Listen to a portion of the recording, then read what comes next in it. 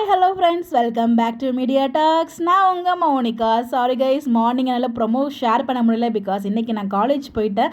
அது ஏன் ரீசனுங்கிறத நான் அடுத்த வீடியோவில் ஷேர் பண்ணேன். பட் முக்கியமாக இந்த வீடியோவில் ப்ரொமோ பற்றி பேசுவோம். அடடடா, என்ன ஒரு ப்ரொமோ!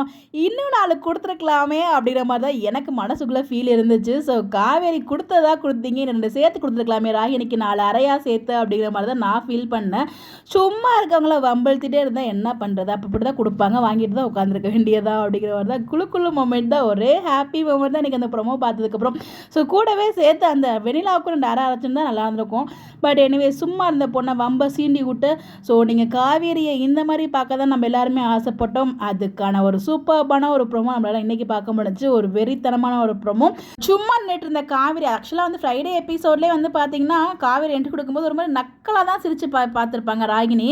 அதுக்கு வச்சு இன்றைக்கி வந்து நல்லா வெளுத்துட்டாங்கன்னு தான் சொல்லணும். சும்மா நின்றுட்டு இருந்த காவேரி கிட்ட போயிட்டு உன் புருஷன் இனிமேல் வெளிலே கொண்டு வர முடியாது அப்படிங்கிற மாதிரிலாம் திமுறா பேசினோன்னே, என் புருஷனை இங்கிருந்து பிரிக்க பார்க்குறீங்களா, அதுக்கெல்லாம் வாய்ப்பே இல்லை அப்படின்னு சொல்லிட்டு மூஞ்சில் விட்டாங்க பாருங்க. ஒரு அறான லைட்டாக தாங்க விட்டாங்க, கொஞ்சம் நல்லா பலார்னு விட்டு தான் நல்லா இருந்திருக்கும். அதுதான் மனசு கொஞ்சம் கஷ்டமாக இருந்துச்சு. சரி, என்ன பண்ணுறது அப்படிங்கிற மாதிரி அடுத்த நம்ம தாத்தா கிட்ட வந்து பார்த்தீங்கன்னா, நம்ம சித்தி இங்கே உடனே போய் மீட் பண்ணணும், அவங்க தான் இதுக்கெல்லாம் ஒரு முடிவு கட்ட முடியும் அப்படிங்கிற மாதிரி வந்து தாத்தா கிட்ட சொல்லிட்டு இருக்காங்க. எங்கே இருக்காங்க சித்தி அப்படின்னு கேட்டுட்டு அந்த லொக்கேஷனுக்கு போகிறாங்க. ஆக்சுவலாக நான் கூட வந்து நியூஸ்லாம் பார்த்துட்டு அவங்க சித்தியாகவே வருவாங்கன்னு தான் கெஸ் பண்ணேன். பட் சித்தியால் தான் இதுக்கு ஒரு முடிவு வருங்கிறத நான் எதிர்பார்த்து அப்படின்னு நான் கொடுத்துருந்தேன். ஸோ அதே மாதிரி தான் கொண்டு போகிறாங்க. பட் கண்டிப்பாக அதில் சித்தி வந்து பார்த்தீங்கன்னா ரொம்ப சைலண்டாகவே நின்றுட்டு இருக்காங்க. அவன் ஜெயிலில் இருக்கான்னு சொல்கிறான், அப்போ கூட நீ வந்து யோசிச்சுட்டு நிற்கிறியா அப்படிங்கும்போது, நீங்கள் உங்கள் மனசாட்சி கொண்டுட்டிங்களா அப்படிங்கிற மாதிரி வந்து பார்த்தீங்கன்னா நம்ம காவேரியுமே கேட்குறாங்க.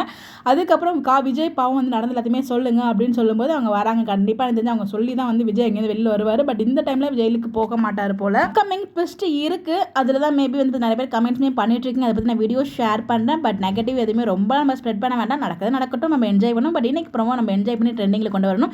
பட் இப்போதைக்கு அதை பற்றி நம்பர் 3 தான் இருக்காங்க. நம்பர் 1ல் பாண்டியன் ஸ்டோர்ஸ், 2ல் சிறடிக்க ஆசை, 3ல் வந்து மகாநதி இருக்காங்க. கூடிய சீக்கிரம் அந்த ட்ரெண்டிங் நம்பர் 1ல் கொண்டு வரணும். பிகாஸ் நான் இப்போ தான் ப்ரோமோ பார்த்தேன் காலேஜ் விட்டு வந்ததுக்கப்புறம்.